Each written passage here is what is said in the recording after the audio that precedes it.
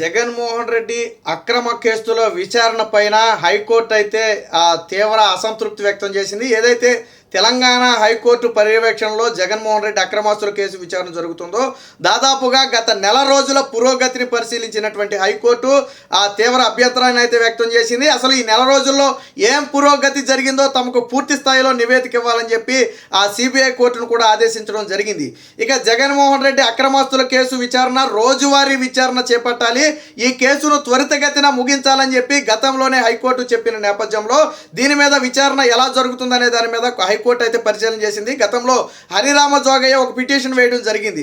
Jaganmohan Reddy అక్రమాస్తుల case విచారణను త్వరితగతిన పూర్తి చేయాలి, ఆయన ప్రజా జీవితంలో ఉన్న నేపథ్యంలో ప్రజలను ప్రభావితం చేస్తాడు, ఆ కేసు విచారణ 10 ఏళ్లుగా సాగుతూనే ఉంది, ఎటువంటి పురోగతి లేదని చెప్పి ఆల్రెడీ ఒక ఇదేసిన సంగతి తెలిసిందే. అలాగే రఘురామకృష్ణరాజు ఏదైతే సుప్రీంకోర్టులో 2 పిటిషన్లు వేశారో, ఒకటి కేసును వేరొక రాష్ట్రానికి బదిలీ చేయాలి, 2 జగన్మోహన్ రెడ్డి బెయిల్ రద్దు చేయాలని చెప్పి ఆల్రెడీ 2 పిటిషన్లు వేశారో ఆ విచారణ సందర్భంగా కూడా కొన్ని డైరెక్షన్స్ గతంలో సుప్రీంకోర్టు ఇవ్వడం జరిగింది.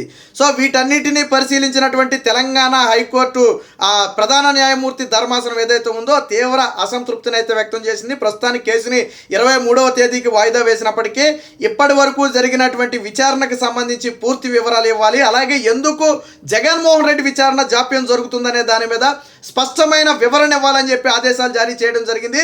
ఇప్పటికే 134 డిశ్చార్జ్ పిటిషన్లు ఏవైతే ఉన్నాయో దానికి సంబంధించి విచారణలో జాప్యం జరుగుతుంది. గతంలో వాస్తవానికి 2024 ఏప్రిల్ నాటికి దీని మీద పూర్తి స్థాయి వివరణ ఇవ్వాలని చెప్పి గతంలో హైకోర్టు ఆదేశించింది. ఆ డిశ్చార్జ్ పిటిషన్లు మొత్తం కూడా క్లియర్ చేయాలని చెప్పింది.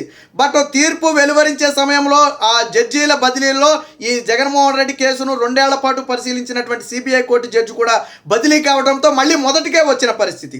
సో ఈ నేపథ్యంలో మళ్ళీ కేసు మళ్ళీ మొదటి నుంచి వినాల్సిన పరిస్థితి. ఒకవేళ తీర్పు వచ్చే టయానికి మళ్ళీ జడ్జి బదిలీ జరిగితే మళ్ళీ మొదటికి వస్తుంది. సో దీనికి ఎక్కడో ఒక చోట పులి స్టాప్ పెట్టాలి. సో సుప్రీంకోర్టు కానివ్వండి, హైకోర్టు కానివ్వండి, గతంలోనే చెప్పాయి ప్రజాప్రతినిధుల ఆ కేసులకు సంబంధించి ఏవైతే ఉన్నాయో ఏడాదిలోపు వాటి మొత్తాన్ని కూడా పరిశీలించాలి, అవసరమైతే ప్రత్యేక ధర్మాసనాన్ని ఏర్పాటు చేయాలి, అలాగే ఆయా రాష్ట్రాల్లోని హైకోర్టులు ఈ కేసులను దగ్గరుండి పర్యవేక్షించాలని చెప్పి గతంలో సుప్రీంకోర్టులో కేసు సందర్భంగా తీర్పునైతే ఇవ్వడం జరిగింది. సో దేశం మొత్తం కూడా ఇది పాటించాలని చెప్పింది. అప్పుడే తెలంగాణ హైకోర్టు అత్యధిక కేసులు ఎదుర్కొంటున్నటువంటి జగన్మోహన్ రెడ్డి కేసులను పర్యవేక్షించడం మొదలుపెట్టింది. వాస్తవానికి రోజు విచారణ అనే పేరుకే తప్ప జగన్మోహన్ రెడ్డి కేసుల్లో పురోగతి లేదు. గత 5 ఏళ్ల పాటు కోర్టుకు వెళ్లకుండా నేను ముఖ్యమంత్రిని ప్రతి శుక్రవారం జగన్మోహన్ రెడ్డి కోర్టుకు వెళ్ళాలా, కానీ ప్రతి శుక్రవారం కూడా జగన్మోహన్ రెడ్డి నేను ముఖ్యమంత్రి అని ఏదో కార్యక్రమం ఉందని చెప్పి దాదాపుగా 5 ఏళ్ల పాటు కోర్టుకు వెళ్లకుండా తప్పించుకు తిరిగాడు. ఇప్పటికే జగన్మోహన్ రెడ్డికి 3000కు పైగా అనుమతులు ఇచ్చినట్టు, అంటే వాయిదాలు ఇచ్చినట్టుగా గతంలో రఘురామ కృష్ణ వేసినటువంటి పిటిషన్లో కూడా చెప్తే సుప్రీంకోర్టు ఆశ్చర్యం వ్యక్తం చేసింది. ఒక కేసులో ఇన్ని ఎక్స్క్యూజ్లా ఇన్నిసార్లు తీర్పును వాయిదా వేశారా? ఏం జరిగింది అసలు? 10 ఏళ్లలో 3000 సార్లు వాయిదా ఎందుకు వేయాల్సి వచ్చింది? ఎందుకు ఎక్కడా కూడా ఈ కేసు విచారణ బయటపడలేదు? ఇంకా ఎందుకు డిశ్చార్జ్ పిటిషన్ల దగ్గరే ఉంది, మెయిన్ కేసు రన్నింగ్లోకి వెళ్ళలేదని చెప్పి గతంలో సుప్రీంకోర్టు కూడా ఆశ్చర్యం వ్యక్తం చేసి సిబిఐని కూడా కోరటం జరిగింది. సిబిఐని కోరితే సిబిఐ ఏం చెప్పింది? అది మా చేతుల్లో ఏమీ లేదు, వాళ్ళు డిశ్చార్జ్ పిటిషన్లు వేసి కేసును జాప్యం చేస్తున్నారని చెప్తే అసంతృప్తి వ్యక్తం చేసింది. కేసును పర్యవేక్షించే అధికారులు అయి ఉండి మీరే ఈ విధంగా చెప్తే కోర్టుకి ఇంకా కేసును క్లియర్ చేసేది ఎవరని చెప్పి అక్షంతలు వేయడంతో పాటు అప్పుడు పూర్తి నివేదిక ఇవ్వాలని చెప్పి సుప్రీంకోర్టు ఆంక్షలు కూడా పెట్టడం జరిగింది. సో ఇప్పుడు తాజాగా మరొక్కసారి జగన్మోహన్ రెడ్డి కేసు అనేది వెలుగులోకి వచ్చింది. రోజువారీ విచారణ పట్ల తీవ్ర అసంతృప్తి హైకోర్టు వ్యక్తం చేయడంతో ఇప్పుడు సిబిఐ కోర్టు కూడా దీని మీద కొంచెం అలర్ట్ అయ్యే అవకాశం ఉంది. సిబిఐ కోర్టుతో పాటు సిబిఐ అధికారులను కూడా ఈ జాప్యానికి సంబంధించిన పూర్తి స్థాయి వివరణతో పాటు అసలు ఈ 10 ఏళ్ల పురోగతి ఏంటి, డిశ్చార్జ్ పిటిషన్ల కథ ఏంటి అనే దాని మీద కూడా పూర్తి వివరణ ఇవ్వాలని చెప్పి హైకోర్టు అయితే ఆదేశించడం జరిగింది. అలాగే ఈ నెల 23కి అయితే వాయిదా వేయడం జరిగింది. మరి జగన్మోహన్ రెడ్డి నిన్నటి వరకు అంటే ఆయన ఆల్రెడీ ముఖ్యమంత్రిగా ఉన్నాడు కాబట్టి వెళ్లకుండా తప్పించుకు తిరిగాడు, ఓకే. మరి ఇప్పుడు ప్రతిపక్ష పార్టీ నేతగా కూడా లేడు, కనీసం ఆయన ఒక ఆఫ్టర్ ఆల్ ఎమ్మెల్యే. మరి ఎందుకు ఇప్పుడు జగన్మోహన్ రెడ్డి కోర్టుకు వెళ్ళటం లేదు? ఎందుకు సిబిఐ అధికారులు జగన్మోహన్ రెడ్డిని వారం వారం కోర్టుకు రప్పించడం లేదు? గతంలో జగన్మోహన్ రెడ్డి ప్రతిపక్ష పార్టీ నేతగా ఉన్న సమయంలోనే పాదయాత్ర చేస్తున్నానని చెప్పినా కోర్టుకు రమ్మని చెప్పి అప్పట్లో చెప్పడం జరిగింది. ఒకరోజు పాదయాత్ర ఆపుకునే ఎవరైనా సరే కోర్టుకు రావాలని చెప్పి అప్పట్లో స్పష్టమైన ఆదేశాలు ఇచ్చింది. కానీ ఇప్పుడు జగన్మోహన్ రెడ్డికి ప్రతిపక్ష హోదా కూడా లేకుండా లేదు. అయినప్పటికీ కూడా కోర్టుకి అయితే వెళ్ళటం లేదు. మరి ఎందుకు సిబిఐ అధికారులు దీని మీద ఒత్తిడి తీసుకురావటం లేదు? ఎందుకు సిబిఐ కోర్టులో జగన్మోహన్ రెడ్డి ఖచ్చితంగా కోర్టుకు రావాలని చెప్పి బలంగా వాదనలు వినిపించట్లేదు? ఎందుకు ఇన్ని వందల సార్లు వేల సార్లు జగన్మోహన్ రెడ్డికి అవకాశాలు ఇస్తున్నారు? సో దీని మీద కూడా ఒక పూర్తి స్థాయి విచారణ జరగాలి. ఏది ఏమైనా ఇప్పుడు తెలంగాణ హైకోర్టు చేసినటువంటి వ్యాఖ్యల పట్ల రాష్ట్ర వ్యాప్తంగా కూడా చర్చ మొదలైంది. జగన్మోహన్ రెడ్డి కేసులో కదలిక వచ్చే అవకాశం ఉందని చెప్పి ఆశాభావం అయితే వ్యక్తం చేస్తున్నారు. ముఖ్యంగా హరిరామ జోగయ్య చేసినటువంటి పిటిషన్ విచారణ సందర్భంగా సిబిఐ కోర్టు పనితీరు అలాగే సిబిఐ అధికారుల పనితీరు మీద అయితే తీవ్ర అసంతృప్తిని అయితే వ్యక్తం చేయడం జరిగింది. పూర్తి వివరాలతో అఫిడవిట్ దాఖలు చేసిన తర్వాత తదుపరి ఆదేశాలు హైకోర్టు ఇచ్చే అవకాశం ఉంది. మేబీ ఒక డెడ్ లైన్ పెట్టి ఈ డెడ్ లైన్ లోపు డిశ్చార్జ్ పిటిషన్ క్లియర్ చేయాలని, ఈ డెడ్ లైన్ లోపు కేసును కొలికి తీసుకురావాలని ఏదైనా ఒక ఆంక్షలు పెట్టే అవకాశం ఉంది. అలా పెడితేనే కేసు ముందుకు నడుస్తుంది. గతంలో ఒకసారి డెడ్ లైన్ పెట్టింది 2024 ఏప్రిల్ వరకు.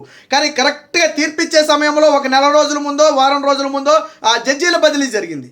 సరే, మరి అది యాదృచ్ఛికంగా జరిగిందా కావాలని జరిగిందా అనేది మనం అయితే చెప్పలేం. కానీ సరే, 47 మంది జడ్జీలు బదిలీలు జరిగితే అందులో ఈయన కూడా బదిలీ అయ్యాడు అనుకోండి. కానీ కేసు వాయిదా పడిపోయింది. ఇలాంటి కీలకమైన కేసులు దాదాపు 2 ఏళ్ల పాటు జగన్మోహన్ రెడ్డి కేసులను పరిశీలించినటువంటి జడ్జికి అయితే దీని మీద అవగాహన ఉంటుంది. మళ్ళీ కొత్తగా వచ్చిన జడ్జి 134 డిశ్చార్జ్ పిటిషన్లకు సంబంధించి విచారణ చేపడితే మళ్ళీ పుణ్యకాలం కథ గడిచిపోయే అవకాశం. జగన్మోహన్ రెడ్డి ఎందుకు కేసులను సాగదీసుకుంటూ వస్తున్నాడు, ఎందుకు తాను న్యాయస్థానాలకు దొరకకుండా తప్పించి తిరుగుతున్నాడు అంటే ఒక పద్ధతి ప్రకారం డిశ్చార్జ్ పిటిషన్ల రూపంలో కేసును జాప్యం చేసే ప్రయత్నం చేస్తున్నారు. కోర్టు డిశ్చార్జ్ పిటిషన్ల మొత్తాన్ని కూడా కొట్టివేస్తే అప్పుడు కేసు మెయిన్ కేసు విచారణలోకి వెళ్ళే అవకాశం ఉంటుంది. కానీ జగన్మోహన్ రెడ్డి తనతో పాటు విజయసాయి రెడ్డితో పాటు ఈ అవినీతి అక్రమాస్తుల కేసులో ఉన్న వాళ్ళందరి చేత కూడా డిశ్చార్జ్ పిటిషన్లు వేయించడమే, లేకపోతే క్వాష్ పిటిషన్లు వేయించడం, కొట్టేయమని చెప్పడం. సరే, క్వాష్ పిటిషన్లు గతంలో వేస్తే కోర్టులన్నీ కూడా చలవని చెప్పి క్వాష్ పిటిషన్లు కొట్టేసినాయి అనుకోండి. బట్ డిశ్చార్జ్ పిటిషన్లో జగన్మోహన్ రెడ్డి జాప్యం చేస్తున్నాడు. ఎప్పటికైనా జగన్మోహన్ రెడ్డిని రోజువారీ విచారణకు పిలిస్తే తప్ప, వారం వారం జగన్మోహన్ రెడ్డిని కోర్టుకు హాజరవ్వమని ఆదేశిస్తే తప్ప ఈ కేసు అయితే కొలుక్కొచ్చే అవకాశం లేదు. గతంలో కేంద్ర ప్రభుత్వ సహాయ సహకారాలతో జగన్మోహన్ రెడ్డి 5 ఏళ్ల పాటు కేసులు ముందుకు జరగకుండా విజయవంతంగా అడ్డుకున్నాడని చెప్పి ఒక అపవాదం అయితే ఉంది. సో అడ్డుకున్న మాట వాస్తవమే. అయితే ఇప్పుడు ఉన్న పరిస్థితులు వేరు, అప్పుడున్న పరిస్థితులు వేరు అనుకోండి. ఇప్పటికీ కూడా జగన్మోహన్ రెడ్డి ఎందుకు బీజేపీతో అంటకాగాలని చూస్తున్నాడు, ఎందుకు బేషరతుగా తనకున్న 4 ఎంపీలతో పాటు రాజ్యసభ ఎంపీలతో కూడా నేను ఎందుకు సపోర్ట్ చేస్తానని చెప్పి నరేంద్ర మోదీకి చెప్తున్నాడు అంటే ఈ కేసుల భయంతోనే.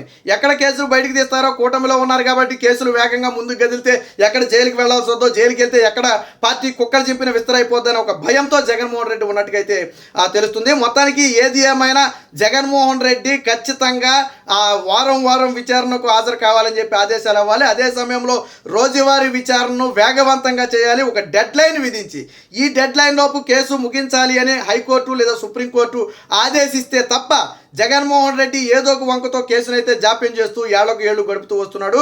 దీని మీద ఏదైతే సిబిఐ కోర్టు కానివ్వండి లేదా హైకోర్టు కానివ్వండి సుప్రీంకోర్టు కానివ్వండి ఒక స్పష్టమైన నిర్ణయం తీసుకుని వీలైనంత త్వరగా జగన్మోహన్ రెడ్డి అక్రమాస్తుల కేసులు విచారణను ముగించాలని చెప్పి ఇప్పుడు 2 తెలుగు రాష్ట్రాల ప్రజలు కూడా కోరుకునే పరిస్థితి.